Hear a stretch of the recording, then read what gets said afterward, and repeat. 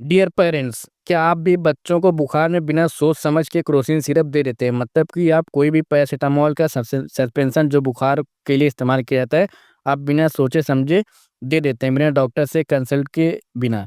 क्या आप जानते हो इस सिरप का गलत डोज आपके बच्चे के लीवर को डैमेज कर सकता है? ये सिर्फ एक सिंपल सिरप नहीं होता है, ये एक रिस्पॉन्सिबिलिटी होती है। तो दोस्तों, welcome back to my YouTube channel Medco medical lecture. दोस्तों, आज की इस वीडियो में हम बात करेंगे एक इसका इस सिरप के सही डोजेस क्या होते हैं, यानी जो पैरासिटामोल के जो भी सस्पेंशन होते हैं उनके डोजेस क्या होते हैं, कब देना चाहिए, क्या-क्या साइड इफ़ेक्ट्स हो सकते हैं और एक बहुत बड़ा मिथ जो बहुत सारे पेरेंट्स मानते हैं। तो दोस्तों, वीडियो को एंड तक देखें और वरना आप भी अननोइंगली यानी कि अनजाने में अपने बच्चे को हार्म पहुँचा सकते हैं। तो दोस्तों, ऐसे हार्म और ऐसे नुकसान से बचने के लिए भी आप वीडियो को एंड तक देखें और दोस्तों, जो लोग चैनल पर नए हैं प्लीज़ चैनल को सब्सक्राइब कर लें। सब्सक्राइब करने के बाद बेल आइकन को प्रेस करके नोटिफिकेशन को ऑन कर लें। वीडियो को लाइक करें, शेयर करें और कमेंट करें।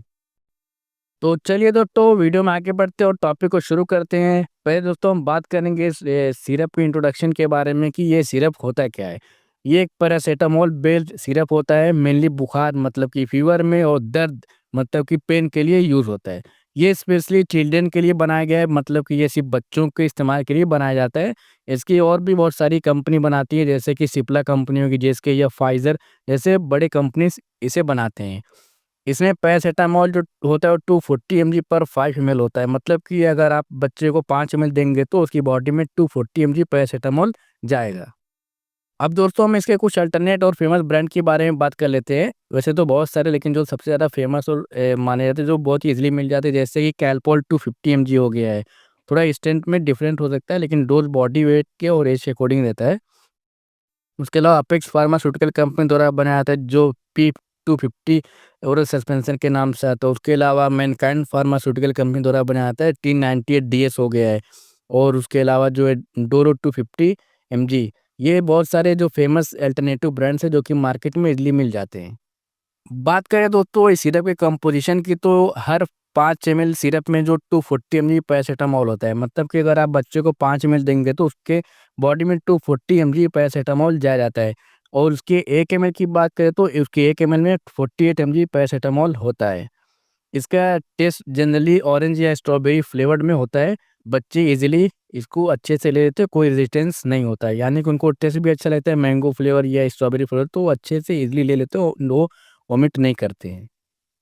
अब दोस्तों बात करते हैं इसके मैकेनिज्म ऑफ एक्शन की, तो फीवर में मतलब कि बुखार और पेन मतलब कि दर्द दोनों के पीछे होती है एक प्रोस्टाग्लैंडिन, यानी कि प्रोस्टाग्लैंडिन जो होती है ये ए, जिम्मेदार होती है फीवर और पेन को कॉज करने के लिए। क्रोसिन का पैरासिटामोल ये क्या करता है, ये प्रोस्टाग्लैंडिन बनाने वाले जो एंजाइम्स होते हैं, जिसको हम कॉक्स एंजाइम बोलते हैं, एक तरीके का एंजाइम होता है जो प्रोस्टाग्लैंडिन को एक्टिवेट करता है, तो उनको ये ब्लॉक कर देता है। इससे फीवर डाउन होता है और पेन रिलीफ हो जाता है। जब ये पैरासिटामोल इनको सप्रेस कर देगा तो फीवर भी कम हो जाएगा और जो बॉडी में पेन होगा, दर्द का एहसास वो भी महसूस नहीं होगा। हमारा जो ब्रेन होता है उसके अंदर हाइपोथैलेमस एक ग्लैंड पाई जाती है, इसके अंदर टेम्परेचर रेगुलेट होता है। तो ये जो मेडिसिन होती है इसके लेने के बाद वहाँ से फीवर जो जो रेगुलेट होता है वो कम हो जाता है। इसके इफ़ेक्ट की बात करें तो इस सिरप को लेने के बाद 30 से 60 मिनट, यानी कि 30 टू 60 मिनट ये लेता है अपना असर करने में। और जो मैक्सिमम इफ़ेक्ट की बात करें तो 2 से 3 घंटा भी ले सकता है, डिपेंड करता है कि फीवर की सीवियरिटी कितनी और टेम्परेचर कितना आ रहा है बच्चे को। अब दोस्तों बात करें हम इसके यूजेज और इंडिकेशंस के बारे में कि कहाँ-कहाँ पे सिरप का इस्तेमाल किया जाता है, तो जैसे वायरल फीवर हो गया है, पोस्ट वैक्सीनेशन फीवर, यानी कि बच्चा अगर वैक्सीन लगवाए उसके बाद जो पेन और स्वेलिंग की वजह से अगर बच्चे को फीवर आता है तो उस कंडीशन में सिरप का इस्तेमाल करते हैं। माइल्ड टू मॉडरेट में अगर बच्चे को हल्का या ज़्यादा दर्द होता है तो उस कंडीशन में भी सिरप का इस्तेमाल करते हैं। टीथिंग पेन, दाँतों के दर्द में भी सिरप का इस्तेमाल किया जाता है। उसके अलावा अगर बच्चे को हेडेक हो रहा है, ईयर पेन, कानों का दर्द हुआ, कोल्ड के साथ जो फ़ीवर होता है, अगर किसी बच्चे को कफ कोल्ड उसके साथ जो फ़ीवर आता है तो उस कंडीशन में भी सिरप का इस्तेमाल करते हैं। बॉडी एक यानी कि बदन में अगर बच्चे को दर्द है किसी वजह से, तो इस सारी कंडीशन में सिरप का इस्तेमाल किया जाता है। तो दोस्तों अब हम बात करते हैं डोज़ अकॉर्डिंग टू एज और बॉडी वेट। तो दोस्तों हमेशा याद रखें, जो बच्चों के डोज़ होते हैं वो हमेशा एज और बॉडी वेट के अकॉर्डिंग होते हैं। फिर भी हम एक अप्रोक्सिमेटली जो डोज़ की बात करेंगे वो एक अपने अंदाज़े के हिसाब से ही, जो कि अप्रोक्स होते हैं। लेकिन जो सही डोज़ होता है वो डॉक्टर डिसाइड करते हैं बच्चों की एज और उनके बॉडी वेट के अकॉर्डिंग। तो डोज वेट बेस्ड होती है, जैसे कि 10 to 15 mg इसकी पर केजी पर डोज होती है ये। अगर तो मैक्सिमम डोज 60 mg पर केजी पर डे। अब हम इसको, अगर बच्चा 1 kg का है तो हम उसको 60 mg तक दे सकते हैं पूरे 24 घंटे में। और उसकी जो पर केजी डोज होती है 10 to 15 mg हम एज्यूम करके बॉडी वेट के अकॉर्डिंग कैलकुलेट करके बच्चे को देते हैं। अगर बच्चा 6 महीने से लेके 1 साल का, तो उसको हम 2.5 ml दे सकते हैं। और मैक्सिमम डोज की बात करें तो उसको एक दिन में 4 बार दे सकते हैं। अगर बच्चे की एज 1 से 3 साल है तो उसको 3.7 ml और maximum 4 times per day they सकते हैं। और अगर 3 से 6 साल का बच्चा है तो उसको हम दिन 5 ml दे सकते हैं। और मैक्सिमम डोज की बात करें तो उसको 4 टाइम्स पर डे दे सकते हैं। डोज हर 6 आवर में रिपीट हो जाता है। अगर बच्चे को फिर से बुखार आता है तो हम 6 घंटे से 5 से 6 घंटे के पहले फीवर का फिर से उसको रिपीट नहीं कर सकते, 5 से 6 घंटे के बाद ही रिपीट कर सकते हैं। और दोस्तों, जो इनके डोज होते हैं वो बॉडी वेट के अकॉर्डिंग डिपेंड करते हैं। तो आप ये बस एक जो अप्रोक्सीमेटली डोज बताया गया है यहाँ पे कि इतने से इतने अकॉर्डिंग तो दे सकते हैं। तो लेकिन जो सही डोज होगा, परफेक्ट डोज होगा, वो डॉक्टर डिसाइड करते हैं बच्चे की एज और उनके बॉडी वेट के अकॉर्डिंग। अगर मैक्सिमम डोज की बात करें तो 60 mg पर केजी पर डे से ज़्यादा नहीं है। अगर बच्चा ऐसे एग्जांपल लेकर, बच्चे का वेट 1 kg है तो इसका जो डोज होगा तो हम 650 mg पर केजी पर डे दे सकते हैं। उससे ज़्यादा देंगे तो लीवर टॉक्सिसिटी यानी हेपेटोटॉक्सिसिटी होती है बच्चों में।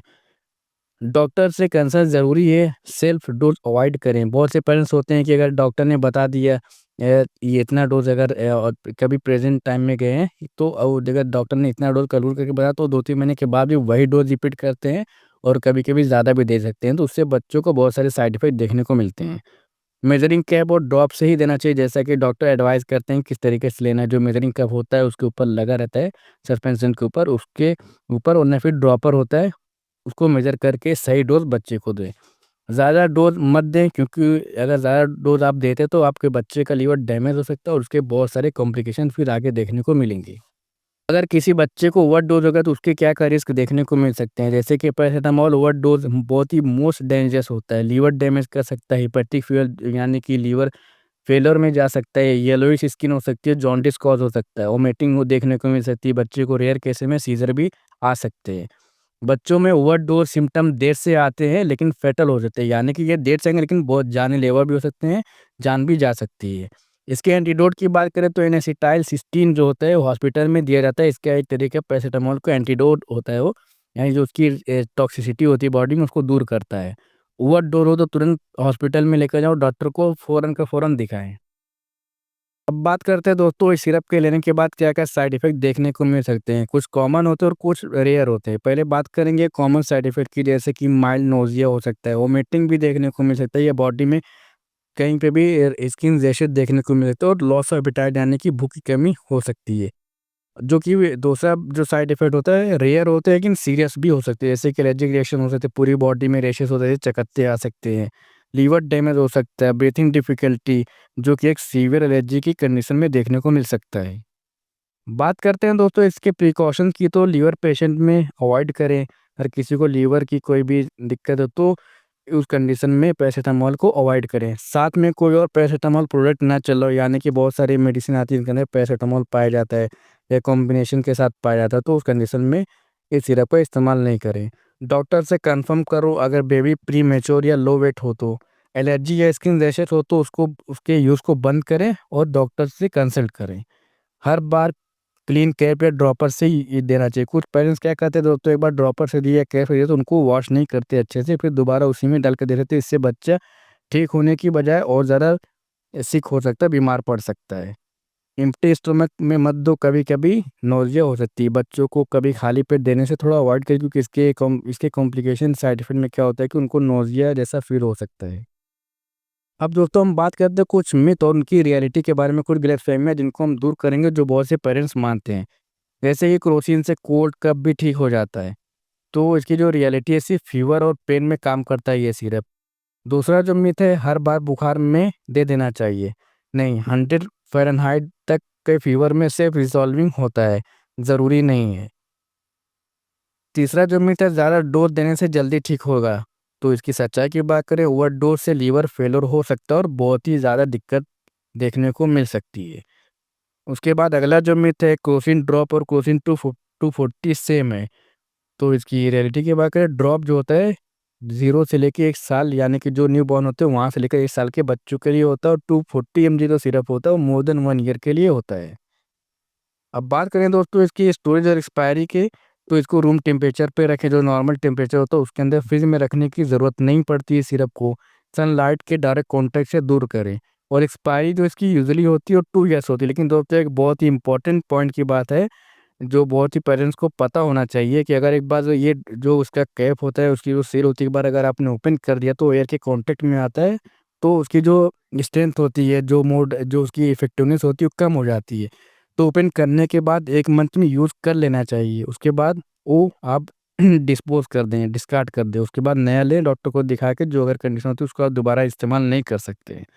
तो दोस्तों यहाँ पे हमारा वीडियो खत्म होता है। अब हम मिलेंगे नई वीडियो में नए टॉपिक के साथ।